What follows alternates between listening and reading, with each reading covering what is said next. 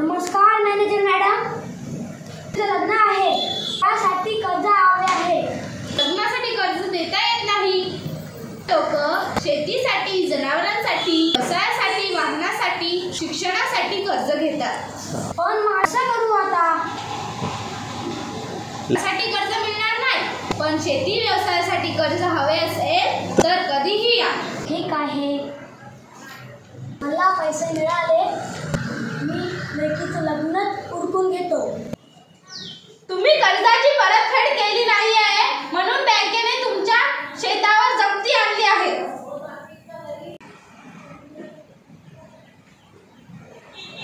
माझ्याकडे काही पैसेही नाही, माझ्याकडे काही शेती पण नाही. मी जगू कसा?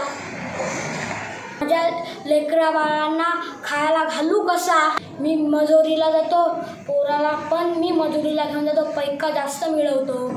द्या, मी त्याला न्यायला आलो आहे. अहो, पण तो शाळेत शिकतोय, त्याचा दाखला तुम्हाला कशाला हवा आहे? त्याच्याशी तुम्हाला काय नाही करायचं. एक काम करा, माझं आता शिकवणं चालू आहे, तुम्ही थोडा वेळ इथे बसा, मग आपण बोलू. आज आपण संख्या रेषा पाहणार आहोत आणि संख्या रेषेवरील ही चिन्ह पाहणार आहोत.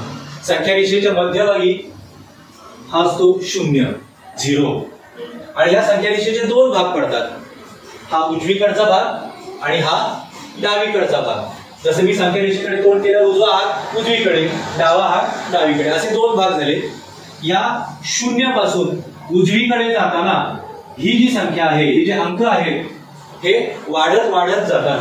जसं की हा 1 आहे, त्याच्या पुढे गेलो तर तो वाढला, 2 झाले, 3, 4, 5, 6, 7, 8, 9, 10 असे कितीपर्यंत जाऊ शकतो आपण? अनंत. कितीपर्यंत? अनंत.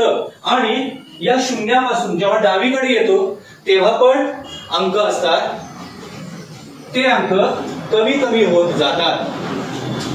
त्या अंकाला आपण ऋण संख्या म्हणतो. ऋण संख्या -1, -2, -3, -4, -5. ऋण संख्या म्हणताना ऋण 1, ऋण 2, ऋण 3, ऋण 4, ऋण 5 अशा पुढे पुढे वाढत जाते. बरोबर आहे? जर ह्या ऋण आहेत म्हणजे कमी कमी होतात, त्यांचं मूल्य कमी कमी होतं. आणि धनसंख्या या वाढत जातात, त्या उजवीकडच्या ज्या असतात त्यांना आपण म्हणतो धनसंख्या. काय म्हणतो? धनसंख्या. अगदी बरोबर. 0च्या उजवीकडे धनसंख्या, 0च्या डावीकडे ऋणसंख्या. काय म्हणतो? ऋणसंख्या. अगदी बरोबर. ऋणसंख्या आपण वजा या चिन्हाने लिहितो आणि धनसंख्या या प्लस म्हणजे अधिक. याला आपण काय म्हणणार? धन 1, धन 2, धन 3, धन 4 याप्रमाणे आपण पुढे पुढे या संख्या मोजत जाणार. धनसंख्या म्हणजे वाढत जाणाऱ्या, ऋणसंख्या म्हणजे कमी कमी होणाऱ्या. आलं लक्षात? Very good. आता आपण प्रत्यक्ष उदाहरण घेऊन पाहूया. बघा, हे दोन आपले मित्र आहेत, विराज आणि दक्ष. यांना मी आता काही पैसे देतोय, ते तुम्हाला सांगणार आहे. हे तुला दिलेले पैसे दाखव त्यांना. किती रुपयात सांग? 10 रुपये. तुझ्याकडे पैसे दिले त्यांना दाखव त्यांना. किती आहेत सांग? 10 रुपये. बरोबर. मला सांगा, याच्याकडे पण 10 रुपये आहेत, याच्याकडे पण 10 रुपये आहेत. कोणाकडे जास्त पैसे आहेत? दोघांकडे पण? अगदी बरोबर. म्हणजे दोघांचं मूल्य सारखंच आहे. दोघांचं मूल्य सारखंच आहे. बरोबर आहे? पण यामध्ये मी आता अजून 10 रुपये विराजला दिले. विराज, दाखव तुझे पैसे. विराजकडे आता किती रुपये झाले? 20. किती रुपये झाले? 20. पैसे वाढले की कमी झाले? वाढले. अगदी बरोबर. बरोबर आहे. 20 रुपये झाले, पैसे वाढले. जसं आपण म्हणालो की 5, 6, 7, 8, 9, 10, 11, 12, 13, 14 अशा पण किती संख्या वाढत जातात, त्या धनसंख्या. त्याचं मूल्य वाढ होणे. ओके. आता हा दक्ष बाजारात गेला आणि त्याने बिस्किटचा 10 रुपयाचा पुडा घेतला. तो काय करेल? दुकानदाराला पैसे देईल आणि त्याच्या बदल्यात खाऊ देईल. बरोबर आहे? ते 10 रुपये मला दे, त्याच्या बदल्यात माझ्याकडून तुला बिस्किटचा पुडा दिला. आता दक्षकडे बिस्किटचा पुडा आहे, पैसे किती आहेत सांगा? पैसे काहीच नाही, 0 आहे. अगदी बरोबर. पैसे आहेत का? नाही. मग आता खरी गंमत इथून पुढे पाहूया. कशी? आज त्याने बिस्किटचा पुडा त्याच्या स्वतःच्या पैशाने घेतला, बरोबर आहे.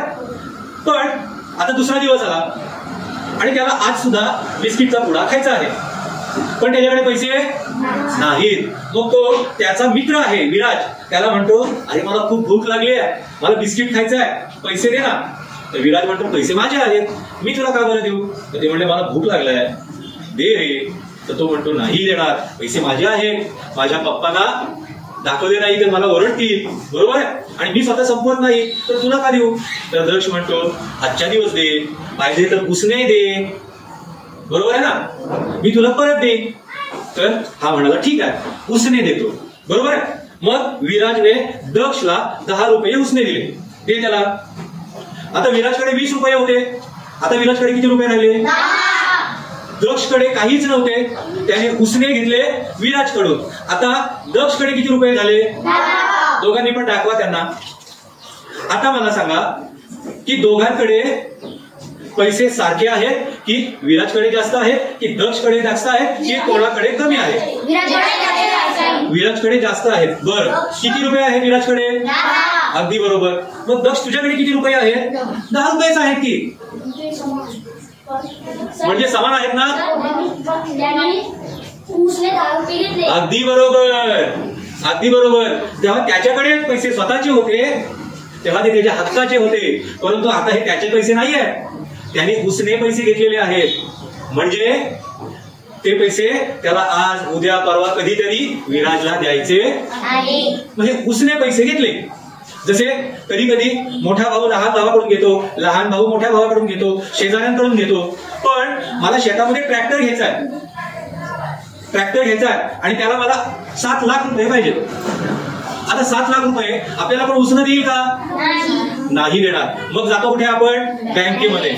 आणि बँकेमधून आपण कर्ज घेतो, बरोबर आहे. इंग्रजीत लोन म्हणतो त्याला, बरोबर आहे. लोन हा एक शब्द इंग्रजीतला मराठी शब्द आहे कर्ज, आणि त्यालाच आणखी एक शब्द आहे ऋण घेतो.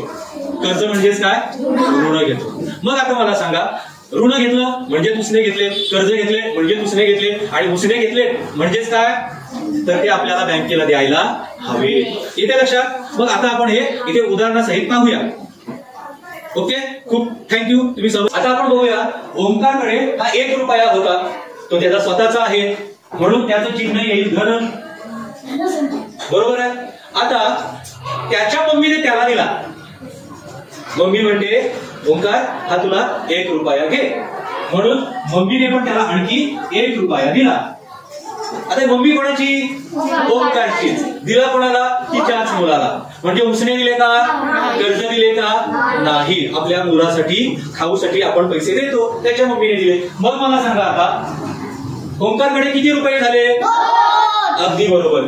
आणि हे दोन्ही धन आहेत कारण स्वतःचेच आहेत, बरोबर आहे. आता एकामध्ये 1 मिळवला तर तो वाढला, 2 झाले, वाढत गेला, बरोबर आहे. मग +1 प्लस म्हणजे अधिक +1, +1 काय म्हणतो आपण, धन 1 अधिक धन 1.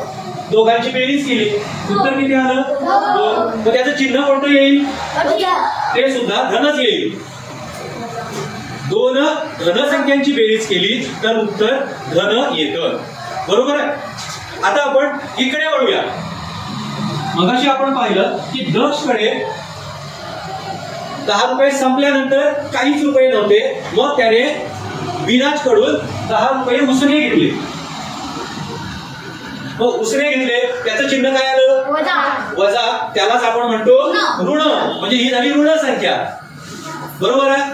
मग आता हे दक्षकडे ऋण 10 म्हणजे वजा 10 रुपये आहेत. वजा 10 याचा अर्थ काय, आपले नाहीत, ते आपल्याला कोणाला तरी द्यावे लागतील. हे कोणाचं तरी ऋण आपल्यावर आहे, बरोबर आहे. आता त्याने आणखी समर्थाकडून 10 रुपये उसने घेतले, समर्थाकडून 10 रुपये उसने घेतले. आता मला सांगा दक्षकडे किती रुपये होतील, 20. अगदी बरोबर. म्हणजे आपण काय केलं, या दोघांची बेरीज केली. काय केली आपण, बेरीज केली. म्हणजे आता दक्षकडे 20 रुपये झाले, बरोबर आहे. पण ते कसले होते, ऋण. म्हणजे उसने घेतलेले, कर्ज घेतलेले, बरोबर आहे ना. जर बँकेकडून घेतलं तर कर्ज, नातेवाईकांकडून घेतले तर उसने. पण जरी त्याच्याकडे हे 20 रुपये असतील तरी ते कसे आहे बरं? -20 म्हणजे ऋण आहेत. मग ऋण संख्या ही नेहमी धनपेक्षा कमीच असते. मग जर इथे ओंकारकडे 2 रुपये आहेत आणि दक्षकडे ऋण 20 रुपये आहेत तर जास्त कोणाकडे? अगदी बरोबर, कारण ते आपल्या स्वतःचे आहेत, आपल्या हक्काचे आहेत. आणि हे ऋण दुसऱ्याचं कर्ज आहे ते आपल्याला द्यायलाच हवं, म्हणजे हे आपले नाही. आणि म्हणून काय झालं? धन 2 पेक्षा ऋण 20 ही संख्या लहान आहे. बरोबर आहे? नेहमी लक्षात ठेवा, जशी ऋण 20 हे 2 पेक्षा लहान असतात, याचा अर्थ आपण जेव्हा कोणाकडून कर्ज घेतो, उसने घेतो, तेव्हा आपल्याकडचे पैसे वाढत नाही. आपल्याकडचे पैसे जेव्हा आपलं काम होतं, आपली गरज भागते, तेव्हा त्यांना द्यावे लागतात. आता बँक आपल्याला जेव्हा कर्ज देते तेव्हा आपल्याला जर 20 रुपये घेतले तर आपल्याला 20 रुपये फक्त भरावे लागणार नाही. त्या 20 रुपयावर बँक त्याचं व्याज सुद्धा घेते. त्या 20 रुपयावर बँक व्याज घेते. आणि मग तो पुढे घटक आपण पाहूया. समजलं माझं? ओके, सगळ्यांनी टाळ्या वाजवा. तुम्हाला माझी हात जोडून विनंती आहे, मुलांना यशस्वी व्हायचे असेल तर त्यांना शिकू द्या. तेही दिलापर्यंत